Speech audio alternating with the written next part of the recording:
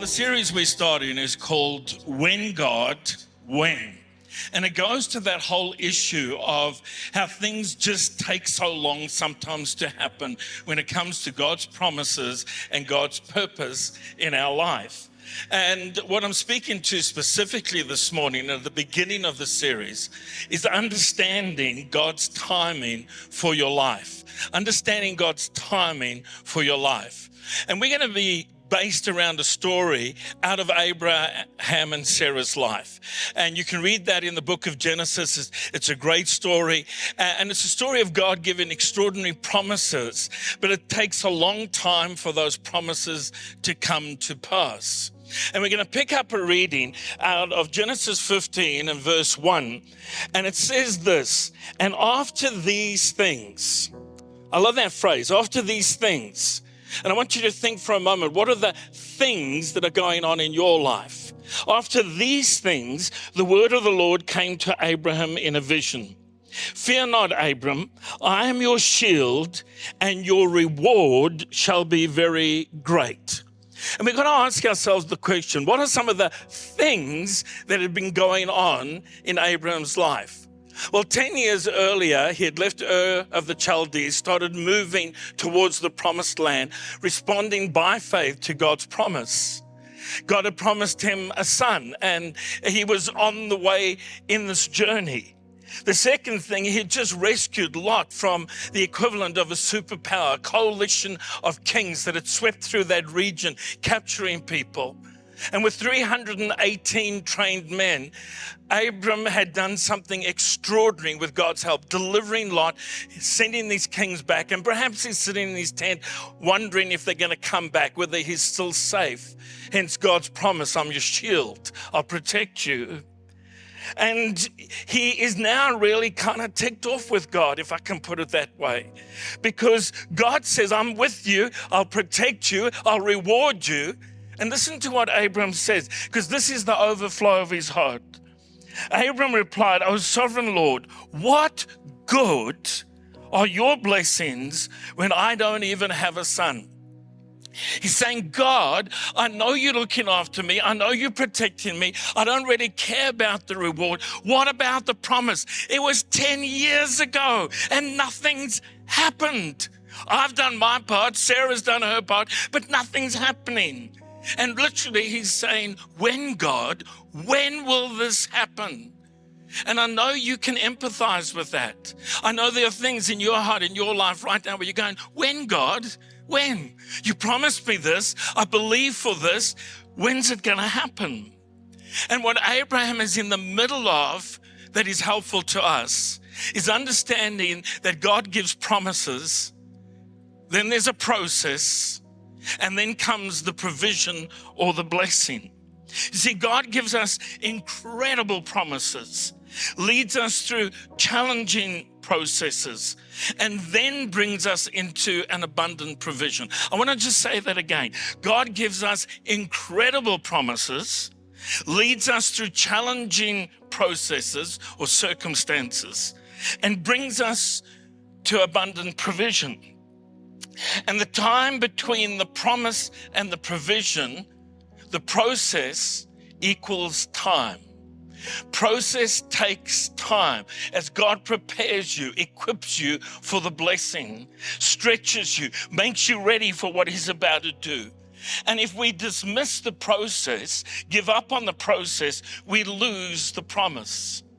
And so let's talk a little bit about this thing called time. And I'm going to give you a kind of quick theology of time. It's not exhaustive, but just a few key thoughts. Einstein defined time as the fourth dimension.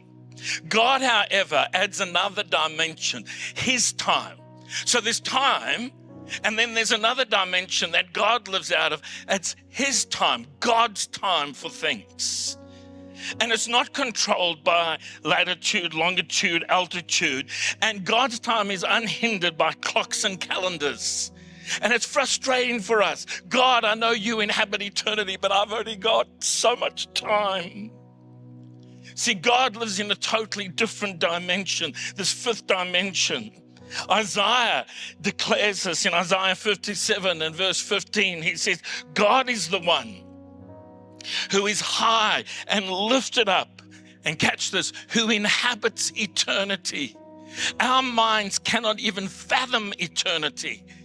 This thing that just always was and always will be and just goes on forever. Our minds need beginning and end. We want to measure things. And God says, I don't live there.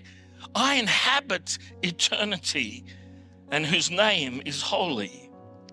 So let me give you just 5 quick things about time and this theology of time. Number 1, God is timeless. He's not bound by time. Your time, no matter how demanding you may be, or anybody else's time.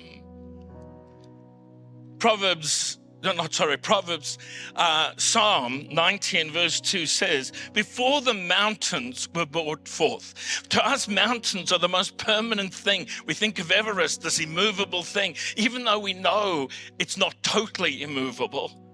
Before the mountains were brought forth, ever you formed the earth and the world, from everlasting to everlasting, you are God. I love that. From everlasting to everlasting, you are God. You see, we can't even comprehend eternity. And the psalmist is trying to capture this. And he says, from eternity to eternity, you are God. And it's just like this thing. God is timeless. He's not bound by time or our demands within time. The second thing is clearly God created time. Genesis begins this way. In the beginning, God created. And before God created matter or space, he created time. It's intrinsically in that statement.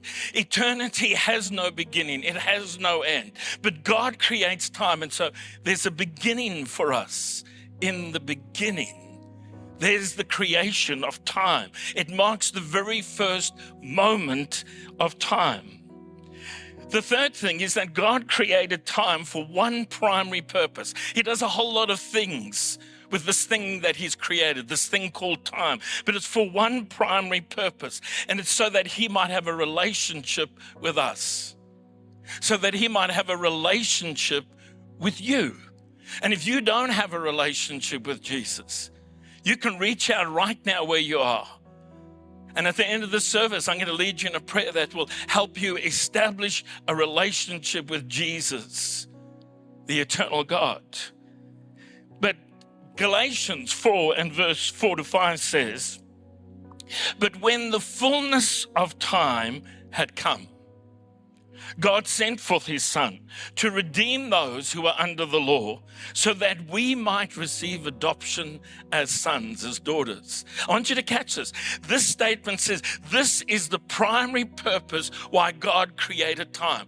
Because in the fullness of time, that word fullness means when everything was in place, Jesus came. And he came for the sole purpose that we might become God's children, be born again, have a relationship with him. Time and eternity collided when Jesus was born, when God became flesh and stepped onto this planet. Emmanuel, God with us. And history would never be the same again. The fourth thing is that God commands time.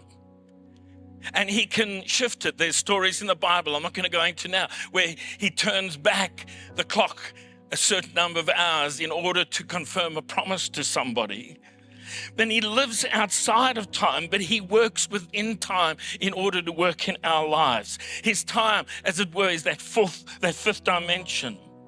And the psalmist just comes to this point in Psalm 31, and he says, I trust in you, O Lord. You are my God. My times are in your hand. And I think one of the problems is when we're wrestling with God's promise and the process is we want to take our times back into our own hands. Say, God, I can fix this. I can make this happen. And the psalmist goes, no, I don't want to do that. God, I'm going to let my times be in your hands. And the fifth thing is what time allows is for us to respond to God and to understand God's process, to understand the seasons that God takes our life through.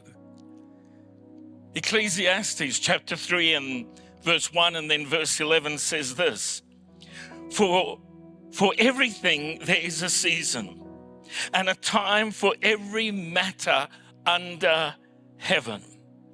He has made everything beautiful in its time. Also, he has put eternity into man's heart. I want you to catch this. There's a season for everything.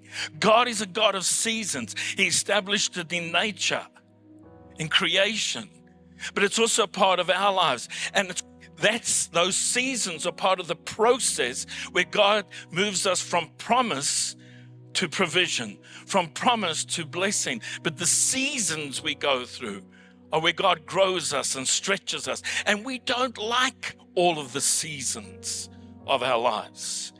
But he makes everything beautiful, not in our time. He makes everything beautiful in his time. And with that, there's a touch of eternity that comes into our hearts and into our lives. And so some really practical things here about understanding God's time, understanding the process. Because as we know in life, timing is everything. You can have everything in place and miss the timing and you miss the moment. And it's the same with God. Now, I don't want to project that as some kind of tightrope. God is generous and gracious with us. There's some wiggle room here because of his goodness, his mercy, his kindness towards us.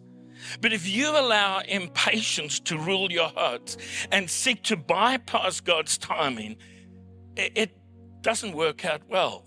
We don't have time to go into it, but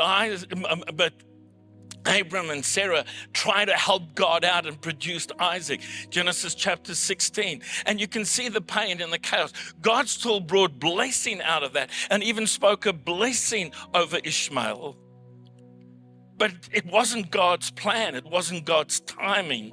But it came out of this impatience. God, when is this going to happen? When? And we need to understand, first of all, is that nothing catches God by surprise. There are things that happen to us, we go, where did that come from? But it doesn't surprise God. He knew about it. In Isaiah chapter 46 and verse 9 through 10, I am God, and there is none like me, who announces the end from the beginning, who reveals beforehand what has not yet occurred, who says, my plan will be realized. I will accomplish what I desire. I want you to notice, he knows the end from the beginning from the end. He just knows it. And he knows what's going to happen and how he's going to bring the promise to fulfillment in your life if you will submit to the process, the seasons that he's going to take you through. Which leads me to the second key practical thing, is it requires patience to receive God's promises. Patience is actually an expression of wisdom. And patience is the companion of wisdom, is what St. Augustine said. And a lack of patience can cause you to miss God's blessing. And a great example of this is King Saul, who is told to wait until the prophet comes in order to sacrifice. And there's a lot of pressure in his life. There's a battle. There's all sorts of things going on. And he becomes impatient and he does something he shouldn't do. He does the sacrifice. And Samuel the prophet turns up and he says, what are you doing? And listen to what Saul says. I felt compelled. I felt pressure into making it happen. I took my time out of God's hand and I took control of it. I felt compelled to offer the burnt offering myself before you came. How foolish, Samuel exclaimed. You have not kept the command of the Lord your God, the command that he gave you. Had you kept it, the Lord would establish your kingdom over Israel forever. I want you to notice, Saul lost the kingdom, not just for himself, but for generations. And God went looking for a man after his own heart and found David, who wasn't perfect, who didn't get everything right. In fact, he did some abominable things. But he was the one that said, my times are in your hands, God. I trust you with my life. I trust you with the process. You see, sometimes, and I know some of you won't like this, some things have to die in us before God will reveal his promise to us, the fulfillment. And there can be no resurrection without a death. And some of you are trying to keep things alive when God says, no, let it die and let me resurrect it. Let me do something extraordinary. Jesus said in John 12 and verse 24, truly, truly, I say to you, unless a grain of wheat falls into the earth and dies, it remains alone. But if it dies, it bears much fruit. And sometimes our dreams, our aspirations, our plans need to die so that we can be resurrected into God's plan, God's purpose. And that's a season. It's a process. But while we wait, we've got to wait with purpose. And so we need to understand that nothing in your life has caught God by surprise. Understand that God's process requires patience. But while we wait, we've got to wait with purpose. It's not kind of sitting around doing nothing. Hebrews chapter 6 and verse 12 says, we do not want you to become lazy, but to imitate those who through faith and patience inherit what is promised. I think most of us are not good with the patience thing. And even those who pretend you are, really, there are some things that just, I don't want to wait anymore. I am irritated by waiting. I am frustrated by waiting. But it's through faith and patience. You see, patience is a part of the process, waiting for God's timing. But notice it says, don't be lazy while you're patient, while you have faith, while you're waiting. Don't be lazy. Because the time between the promise and the promise received, the promise given and the promise received, is preparation time. There's a story that scares me, a parable that Jesus told every time I read it in Matthew chapter 25, the story of the 10 virgins, 5 wise, 5 foolish. And they're waiting for the bridegroom to come. And 5 wise had brought extra oil, 5 foolish didn't bring enough. But I want you to catch something. I've never seen this before. As the bridegroom was delayed, they all became drowsy and slept. And what's inferred in this, that even though 5 of them had come not fully prepared, while they waited, they could have gone and got more oil.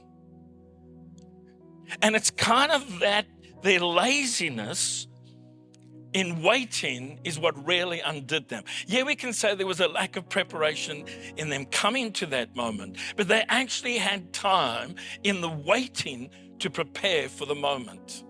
And when the bridegroom comes, they go, we're not ready. And then they rush off to get more oil. You see, more oil was available. More oil was available if they hadn't slept, if they'd done more to prepare.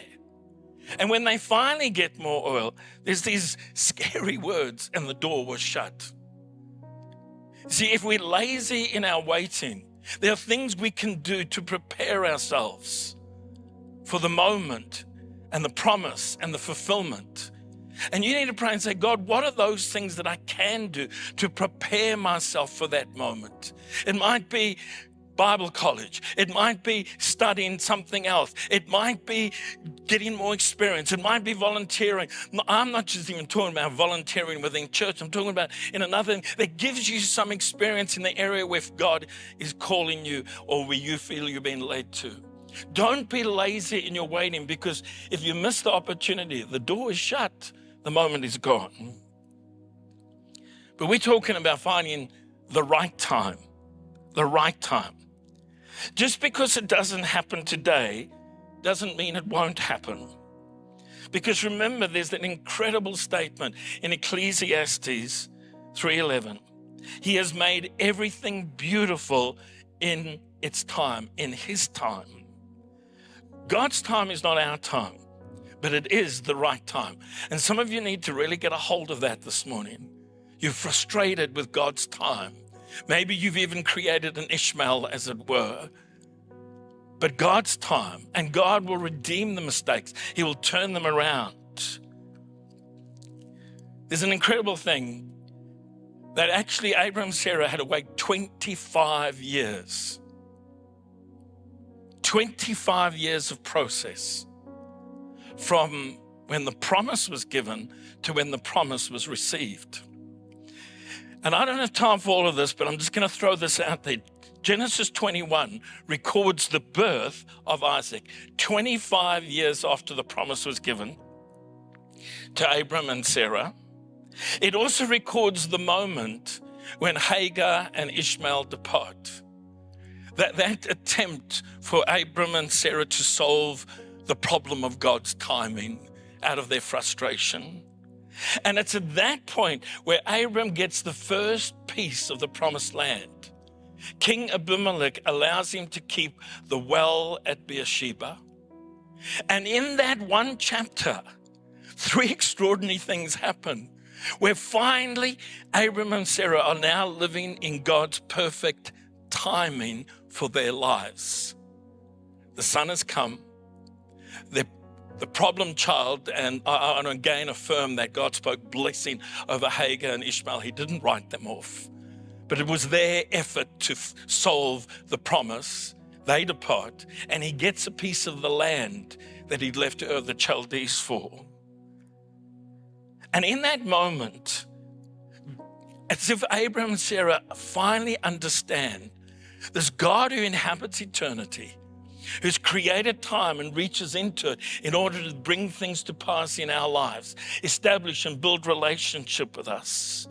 Because in that moment, it says Abraham planted a tamarisk tree in Beersheba and called there on the name of the Lord. Listen to the name. It's the first time it appears in Scripture. Called on the name of the Lord, the everlasting God, or the eternal God. And it's like suddenly this moment of revelation. God, you inhabit eternity, but you know how to work out time in my life. And it's a moment of trust. This moment when eternity kisses time and promises are fulfilled in Abraham and Sarah's life. Jesus says a similar thing. In Revelation 1 verse 18, the resurrected, glorified Christ declares, I am the Alpha and the Omega, the beginning and the end, says the Lord God, who is and was, who is to come, the Almighty. And you need to understand the eternal nature of God means he's wrapped all of your times in his hands. He holds you in his hand. He's in your past, he's in your present, and he's in your future. Like the psalmist, you can declare, God, my time is in your hand.